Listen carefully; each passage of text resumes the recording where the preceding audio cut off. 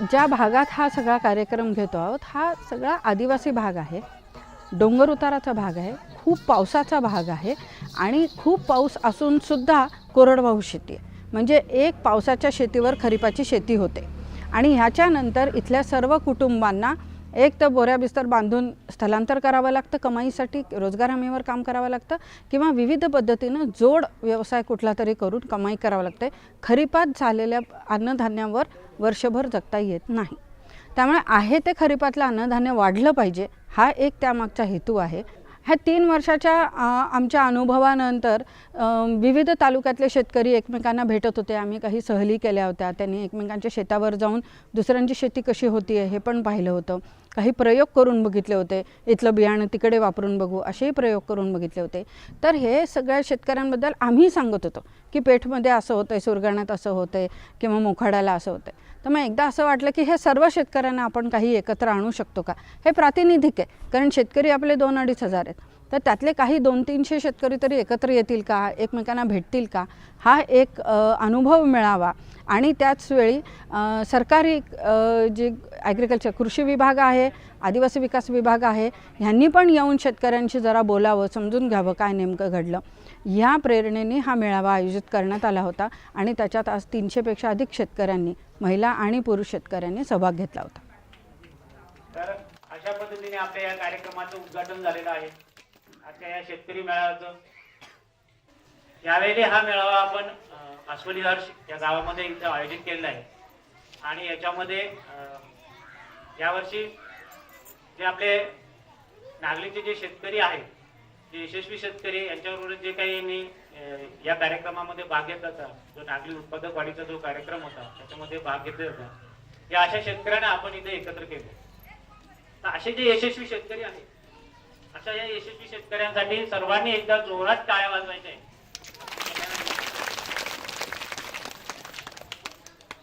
टाळ्या याच्यासाठी आहे, एक महत्वाचा भाग आहे याच्यामध्ये की त्यांचं अभिनंदन करण्यामागं त्यांनी जे काही प्रयत्न केले त्या प्रयत्नांना आपण एक जसं म्हणतो त्याला एक सलामी देण्याचा हा एक प्रयत्न होता आपला पण छोटासा. शेतकरी म्हटलं की अनेक साऱ्या अडचणी असतात. कमी पडणारा पाऊस, निकृष्ट दर्जाची जमीन, त्याच्या जोडीला बियाण्याची पण कमतरता किंवा तेही निकृष्ट दर्जाचे, परंपरागत पद्धतीने शेती करत असल्यामुळे उत्पादनाची कमी आणि या सगळ्या अशा खाच खळग्यांना ते जेव्हा किंवा अडचणींचा ते सामना करून यशस्वी होतात तेव्हा निश्चितच त्यांचा हक्क बनतो किंवा अधिकार बनतो की त्यांना आपण त्याचं अभिनंदन केलं पाहिजे. हा एक महत्वाचा भाग होता. दुसरा महत्वाचा भाग आहे की हे सगळं करण्यामागे प्रत्येकाची एक स्टोरी असते. तुमची माझी जशी एक स्टोरी असते तशीच या यशस्वी शेतकऱ्यांची सुद्धा एक स्टोरी असू शकते.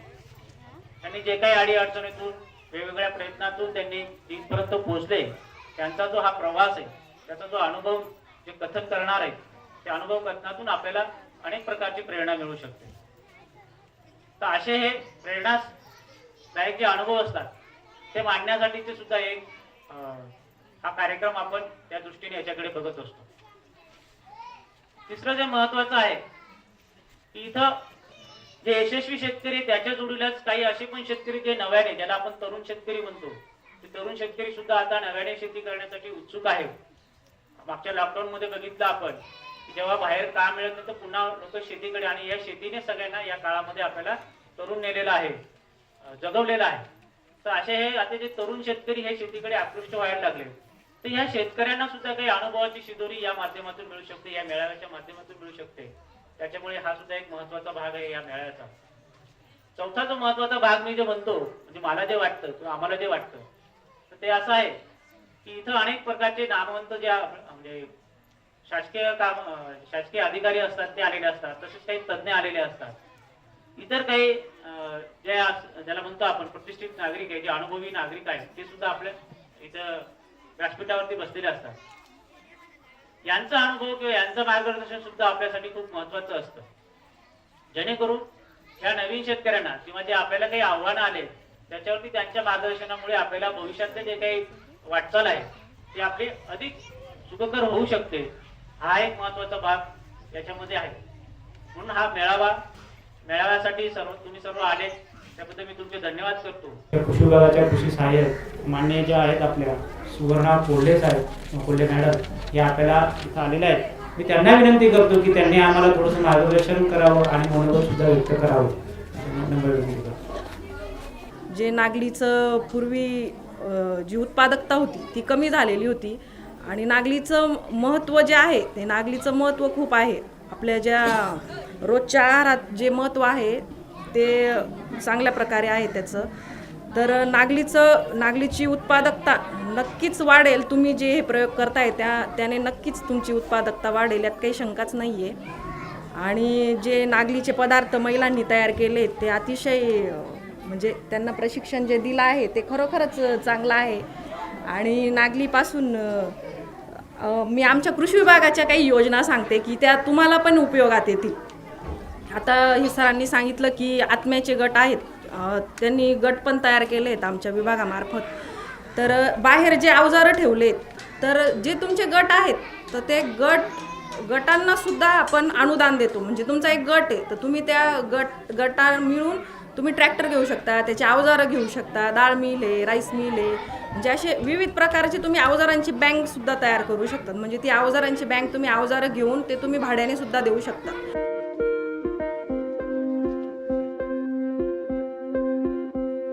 आजचा जो आदिवासी विभाग व प्रगती अभियान यांच्या सहयोगाने जो कार्यक्रम शेतकरी मेळावा जो आयोजित करण्यात आलेला होता, तर येथे बहुतेक शेतकरी मोखाडा, त्र्यंबक, हर्सूल तसेच पेठ, सुरगाणा या विविध भागातून जे नागली पीक करतात हे शेतकरी इथे आलेले होते मेळाव्यासाठी. सदर शेतकऱ्यांनी अतिशय व्यवस्थित माहिती सांगितली. त्यात मोठा सहभाग महिलांचा होता.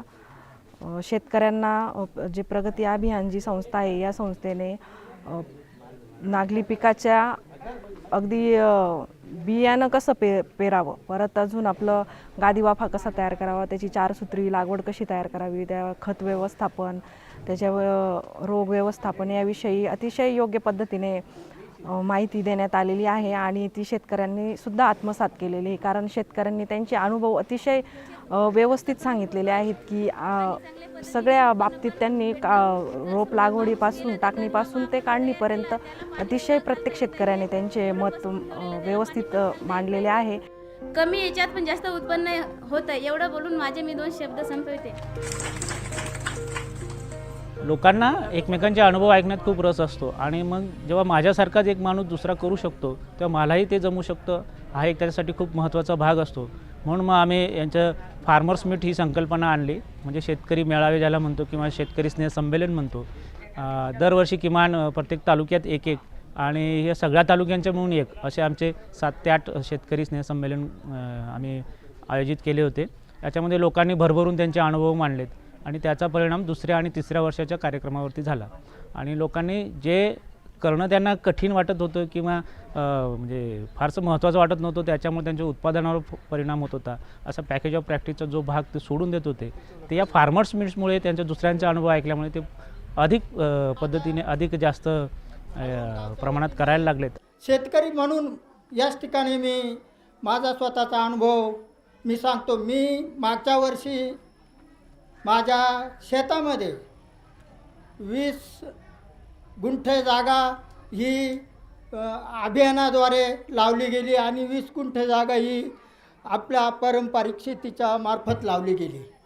मित्र, मला 20 गुंठ्यासाठी फक्त लावणीसाठी 2 मजूर लागले अभियानामार्फत.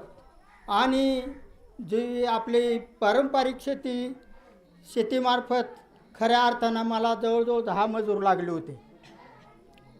म्हणून याच्यातला तफावत म्हणून मी खऱ्या अर्थानं दोन्हीकडचं उत्पन्न जवळजवळ सारखं झालं, परंतु इकडं लागवड जास्त होते, इकडं लागवड कमी होते. कारण ओळीमध्ये शेती लावत असताना खऱ्या अर्थानं 2 माणसांनी 2-2 वळ्या लावीत घ्यायच्या. आणि ते रोप दाटीने लावता विरळ लावल्यानंतर एका रोपाला माझा प्रयोग आहे 8 ते 12 फांद्या फुटतात आणि त्याला एका फांदीला तेवढेच कणसं येतात. पण ते आपण विरळ लावल्या पाहिजे आणि जागा सोडून लावल्या पाहिजे. आपण दाटीने लावतो तेव्हा एकच कणीस येत आहे, परंतु आपण जर ते असं विरळ लावलं, असं गॅपनी लावलं, सरीनी लावलं आणि त्याची मेहनत केली तर एका काडीला 10 12 काड्या येतात आणि त्या 12 काड्यांना सारखीच कणसं येतात. पण जेव्हा लोकांना विचारलं की नागलीबद्दल तुम्हाला काय वाटतं, तर नागली सगळ्यांना आवडत होती. नागली त्यांच्या दृष्टीने देव होती. पण मग का सोडतात, तर म्हणजे उत्पादन कमी. मग उत्पादन वाढीचे किंवा उत्पादन कमी होण्याचे कारणं काय, याच्या आम्ही जेव्हा खोलात जायला लागलो, लोकांशी चर्चा करायला लागलो, तेव्हा आम्हाला 1 2 3 4 कारणं आमच्यासमोर आले. ते म्हणजे एक तर नागलीचं जे क्षेत्र होतं त्याच्यामध्ये विविध कारणांनी ते क्षेत्रच कमी होणं. त्याच्यामध्ये जी जमीन होती ज्या जमिनीत ते नागली घेत होते ती थोडीशी भाताखाली वगैरे असं जे नगदी पीक म्हटलं जातं या भागातलं, त्याच्यासाठी ती वापरण्यात येऊ लागली. दुसरं होतं आहे ते क्षेत्रामध्ये कीड आणि रोगामुळे त्याचं उत्पादन कमी होताना दिसत होतं. तिसरं एक कारण होतं की वर्षानुवर्ष त्याच शेतामध्ये त्यांनी ते नागलीचं पीक घेतल्यामुळे सुद्धा उत्पादन कमी होताना दिसत होतं.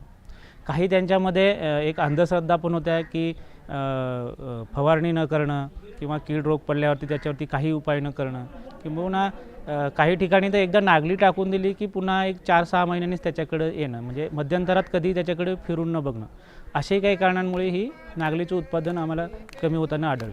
डोंगरी शेत माझं ग मी बेनू किती, डोंगरी शेत माझं ग मी बेनू किती.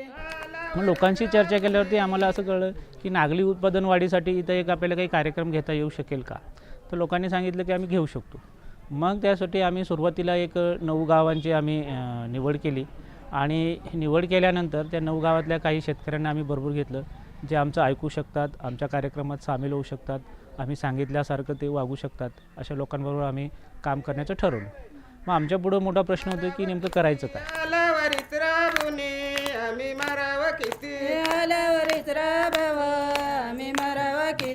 याच्यासाठी आम्ही सुरुवातीला एक प्रोग्राम डिझाईन केला.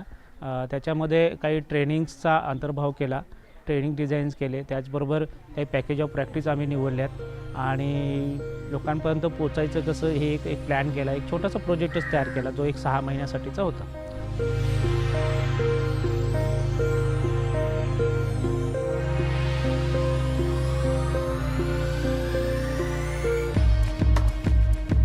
CRP म्हणून काम करत असताना मी गावांमध्ये जाऊन शेतकऱ्यांची संस्थेची ओळख करून देणे, त्यानंतर कार्यक्रमाची ओळख करून देणं हा माझा मुख्य रोल होता. त्यामध्ये शेतकऱ्यांना व्यवस्थित गादेवाफे म्हणा किंवा बीजामृत, जीवामृत हे सगळं व्यवस्थित समजून घेणे, त्यांचे प्रशिक्षणांचं नियोजन करणं हा रोल माझा होता. सुरुवातीला असं बरेचशा ठिकाणी लोकांचा थोडासा नकारात्मक दृष्टिकोन म्हणजे किंवा गादेवाफे तयार करायचे, याच्यामध्ये मग जास्त गादेवाफे तयार केल्यानंतर त्याच्यामध्ये जास्त तण येईल अशी सुरुवातीला लोकांची भूमिका होती.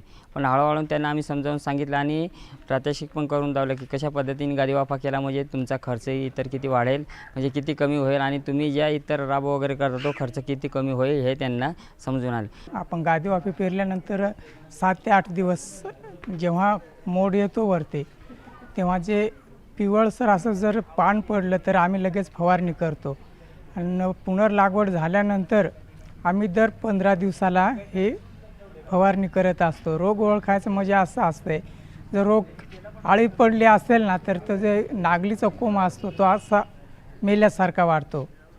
नंतर मग आम्ही त्यांनी माईल फवारतो आणि मग असं दर 15 दिवसांनी निंदणी करायची. निंदणी केल्यानंतर खत मारल्यानंतर लगेच फवारणी करावी लागते. आम्ही अशा 3 फवारण्या करतो. रूढी परंपरेनुसार तिकडचे शेतकरी नांगले हे करायचे. अगोदर ते भाताची लागवड करून नंतर आपण जे नांगलीची जे आहे प्रक्रिया लागवड वगैरे रोप सगळं पूर्ण मोठं होऊन जायचं नंतर करायचे. परंतु जे आपण जे प्रगती अभियानद्वारे मार्गदर्शन जे शेतकऱ्यांना केलं त्याद्वारे आता सर्व शेतकरी आपले लाभार्थी त्याच पद्धतीने करतात. आणि त्याच्यामुळे एक कोडीपाडचंच मी उदाहरण सांगतो की तिथे एक पांडुरंग गावित म्हणून एक शेतकरी आपला आहे, तो त्याच्या घराशेजारी आणि गावाच्या शेजारी त्याचं शेत आहे. तो प्रत्येक वर्षाला तिथंच तो नांगली करायचा. तो 2-3 वर्षापासून जास्त वर्षापासून तिथंच करायचा. पण कमीत कमी त्याला तिथं एकदम कमी म्हणजे इकडं तिकडे बघितलं तर 50 किलो बी तिथं त्याला नांगली होत नव्हती. परंतु मग त्यांनी आपले दुसरे जे शेजारचे आपला जो प्रयोग गावात चालू होता त्यांनी एक दिवस तो बघितला आणि त्याने ते मला येऊन ते भेटले. त्यांनी सांगितलं की भाऊ आहे कसं करताय तुम्ही, कसं काय, त्या पद्धतीने त्यांचं आपण गाव बी घेतलं नागली आपल्या प्रयोगामध्ये. आणि त्या वर्षी त्यांनी आपली पद्धतीने पूर्ण गादी वाफेपासून तर लागवडीपर्यंत जसं आपण सांगितलं की बीजामृत, मडका खत, जीवामृत सर्व त्यांनी जी पद्धतीनेच ते आपल्या पद्धतीने जे आहे पूर्ण प्रक्रिया केल्या. त्यामुळे त्याच्या नागलीच्या उत्पादनात 3 पट असे त्यांना उत्पन्नात वाढ झाली. आणि एक काडीला त्यांनी आपल्या अंतरावर जे 1 बाय 1 वर लागवड केल्यामुळे त्याची इकडं तिकडं म्हणजे एक काडीला कमीत कमी 10-12 असे फुटे आलेले होते. मी सुद्धा एक शेतकरीच आहे. पारंपरिक शेती खूप लहानपणापासून मी बघत आलो की जास्तीत जास्त 2 फुटवे येत होते. माझे आजोबासुद्धा सांगत होते की 3पेक्षा जास्त फुटवे येत नाही. परंतु ह्या प्रयोगात आम्ही अक्षरशः 30पर्यंत बघितले. काही जे जुनं लोक होतं त्यांनीसुद्धा 25-30 फुटवे येताना ह्या नागली पिकाला हे सिद्ध झालं. लोकांना विश्वास पटला. आता शेवखंडी गावासारख्या गावात पहिल्या टप्प्यात मधून 19 शेतकरी होते आणि चालू वर्षे काही लोकांकडे कागदपत्र नव्हते ना, तर जवळपास ते 80-90 वर होते त्या गावात शेतकरी. अशी ही शेतकरी संख्या वाढायला लागली. लोकांना इतकं म्हणजे आवडायला लागलं की लोक स्वतःहून जे अर्धा एकर करायचे ते 2 एकरपर्यंत अशी नागली ती पण आपल्या म्हणजे नवीन पद्धतीने लागवड करायला लागले. अशा त्याच्यात त्यांचं नक्कीच आपण सेंद्रिय पद्धतीने त्यांना खत म्हणा, तणनाशक म्हणा वगैरे असे प्रशिक्षण देऊन त्यांना प्रशिक्षित केलं. आणि जे कीड रोग वगैरे येत होते त्याच्यापासून त्यांना नागलीला त्याचा चांगला फायदा झाला.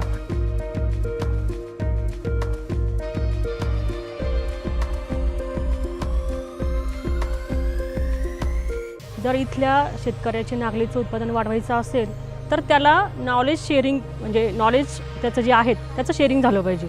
आणि आम्ही जेव्हा हे काम करत होतो तेव्हा हे फक्त स्थायी म्हणजे त्या लोकांपुरतं मर्यादित न राहता ते जास्ती लोकांपर्यंत पोहोचावं. आणि जास्ती लोकांपर्यंत केव्हा पोहोचेल जेव्हा त्या ज्ञानाचं दान होईल. आणि ज्ञानदान हे प्रशिक्षणातून होतं असं मला वाटतं. तर आम्ही प्रशिक्षण आयोजित करण्याचं मुख्य मोठं काम केलं.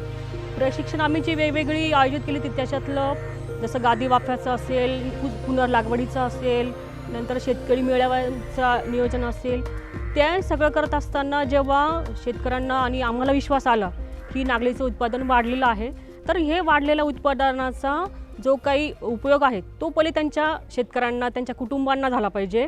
आणि इथल्या जे काही थोडेफार कुपोषण आम्हाला दिसतं आहेत, म्हणजे महिलांच्या ज्या गर्भवती महिला आहेत किंवा ज्या टीनेज ग्रुपमधल्या मुली आहेत, तर यांच्यामधलं जे काही थोडं कुपोषितपणा आहे तो आम्ही थोडासा घेरलेला होता. तर ही जे आमचं पुढचं मानस आहे की जी वाढलेली नागली आहे तर त्याचं भाकरीशिवाय दुसरं काही पदार्थ तयार करता येतील का, आणि ते ह्या शेतकऱ्यांच्या महिला बचत गट जे आहेत त्यांच्यापर्यंत पोहोचवता येईल का, या माध्यमातून आम्ही नागलीचे वेगवेगळे पदार्थ तयार करण्याचं प्रशिक्षण आम्ही इथल्या बचत गटातल्या महिलांना दिलं. जे आमचे शेतकरी गट आहेत त्या शेतकरी गटातल्या महिलांना दिलं. नमस्कार, माझे नाव सविता विठ्ठल गावित.